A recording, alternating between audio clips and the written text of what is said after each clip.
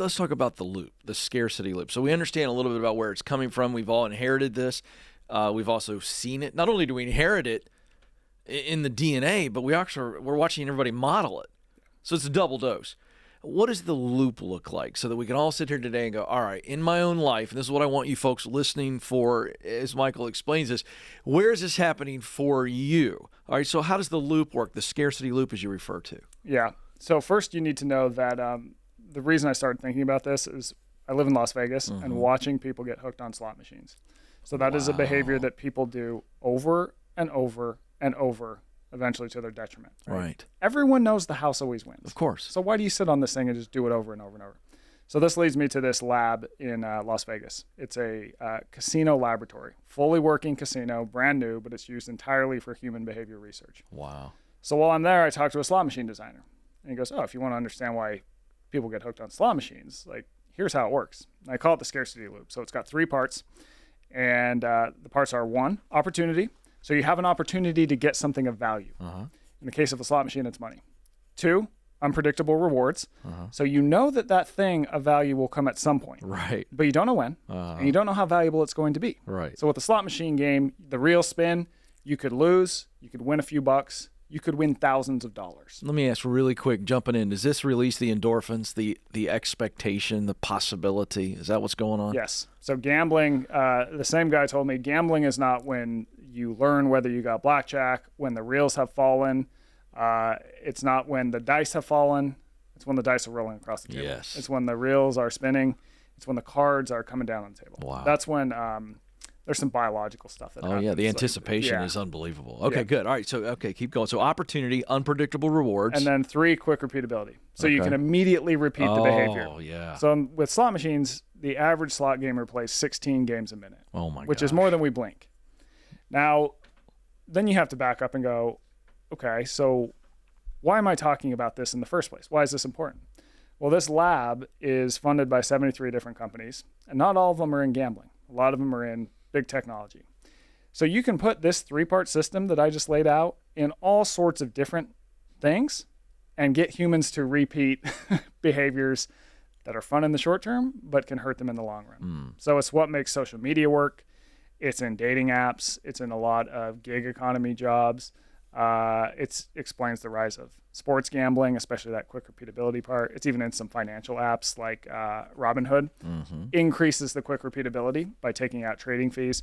And now that what happened is basically casinos figured this out in the 1980s. There's a specific character who figured this out. And once they did that, slot machine revenues increased tenfold. They took over casino floors. And then it's almost like other companies came in and go, what's happening there? Right. How does that work? Yeah. And started taking the playbook from casinos and putting this loop in other products. This is fascinating. I don't want to go down this rabbit hole, but I'm just curious because when I don't go a lot. I do love Vegas, but I like to grind it out in the poker room because I feel like, for me, I'm a competitor. So for me, it's the competition. I have a lot of say in poker. I don't have any say in blackjack. Yeah, you play it the way you play it. I do find it fascinating that as I'm just running through my mind here, it seems like there's a greater percentage of older people that are playing slot machines every time I'm there. Is there anything to that? You'd have to look at the data. So what's happened is, for a while, it was mostly older people. Yeah. But they're finding now that more young people are going back to slot machines. And I'll tell you why the theory is. Because how does social media work? I have an opportunity to get some likes and comments and status, but I don't know how many I'm going to get. I could get 2, and that doesn't feel good. I could get 2 million, and oh my gosh, I'm now internet famous. My life has changed overnight. And I can post and recheck and recheck.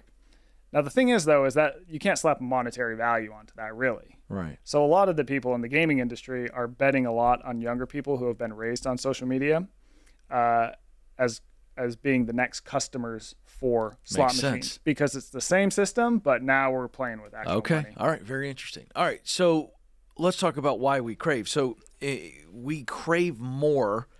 What have you not shared already that we need to hear here now that we understand where the scarcity comes from and then how the loop works? We're being gamified, essentially. Yeah. So why do we crave? What's going on there? The things that we crave, so we crave food, Yeah. we crave possessions, we crave information, we crave status.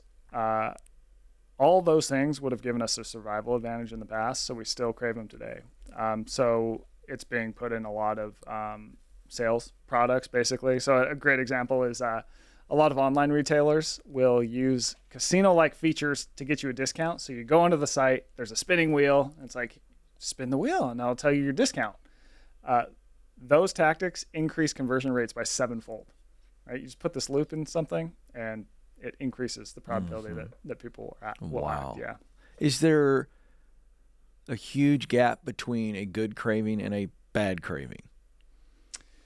I guess it kind of depends on what it is. You could teach yourself to crave vegetables. That doesn't seem bad, right? But I think when you look at sort of where we default, we do tend to default to things that today maybe aren't as good for us. Right. So we crave junk food. And the reason is because in the past, if you craved calorie-dense items, if you loved the stuff that had a lot of calories, you would probably gain weight. And then when the next inevitable food shortage came, you would probably survive that. Right. So that still gets applied today to a world where we've got 7-Elevens and McDonald's and grocery stores on every street. But we should be craving connection with good people, connection with our families. We should be craving good books, biographies, whatever. I mean, I'm a biography junkie, so that's a biased suggestion. But there, it seems to me that there are good cravings and bad cravings, yes? Yeah. So is there a big difference in what does a good craving have the potential to become a bad craving?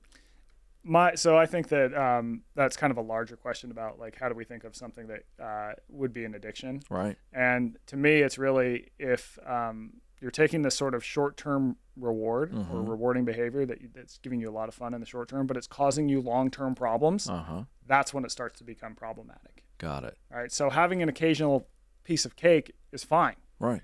If you're having cake all the time and now you find yourself with diabetes, well, it's caused you a long-term problem, and now we need to unpack that. Right. Could be purchases. Right. Right. A lot of people will find, will go on Amazon Prime just because they're bored.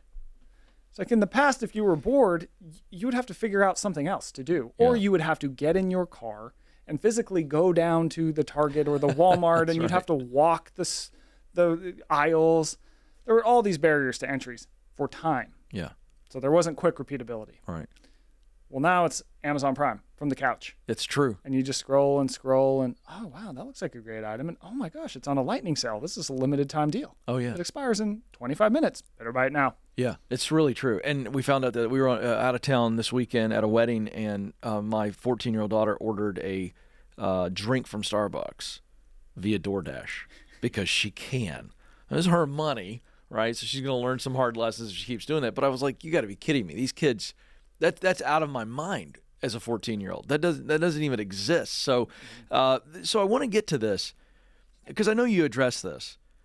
How do we properly analyze our cravings, like to make sure that we know, wait a second, this is not a occasional piece of cake. This is deeper than the cake. There's something under the craving. What did you learn? Because you went deep into this. Yeah, I did learn that a lot of times that we fall into these loop behaviors, it's often to sort of distract ourselves from some underlying problem. Yes. Now I'm going to pull up some crazy animal research. Right. There's this guy who is named Thomas Zental. He's a psychology researcher, and he does a lot of research looking at pigeons. And this guy has basically, he can get a pigeon to become a degenerate gambler like very fast. So what he does, he takes these pigeons from these their cages, which are these kind of small cages, and he gives them a choice of 2 games. The first game, they peck a light. Every other time they peck a light, they get a predictable amount of food, 15 units of food. The other game, it's more like a slot machine, where they peck, nothing, and then they get a win, and so they get 20 units. Now, if they play game 1, they end up with more food over time. Right. So that is the smart thing to do. Right. But 97% of the pigeons, they play the game that's like a slot machine. And so why is that? So he's like, I don't know. One day he ends up putting these pigeons in this big cage that is like stimulates the wild environments that they would live in. They have to work. They have to do the work that pigeons are designed to do. They got to build nests. They go up on cliffs. They socialize a bit. They got to do the things that pigeons have been doing forever. Then he puts them back in the cage and gives them the option of the game that gets them more food overall, the smart one, or the slot machine game, then they all start playing the better game, the one that gets them more food over time. So his idea is, he then turns it right there. He goes, so when you look at humans, when we aren't doing the right work that's giving us an ideal amount of stimulation, Yes. that's getting us to do the things that we are designed to do, Yes. we start to look for stimulation from other places. Oh, wow. We gamble, we buy too much crap online, we overeat, people will do drugs, they'll drink. I mean, name any behavior that people get themselves into trouble with. And it is often just because we have a mismatch with how we're living and how we're supposed to live. That's it. I mean, that's what we talk about all the time on this show. Like, if you aren't making that unique contribution that you were designed for, to where you get that healthy response, then you are going to absolutely go the other way. Yeah, you're going to look for it somewhere else. Wow. And unfortunately, we live in a world where there's a million different options where you can find it, of options that are not great for you. And we've also been told for generations that work is kind of supposed to suck. Yeah, you know, we it's have. kind of like, oh, just get yourself a decent salary, and you hope you get a 401k.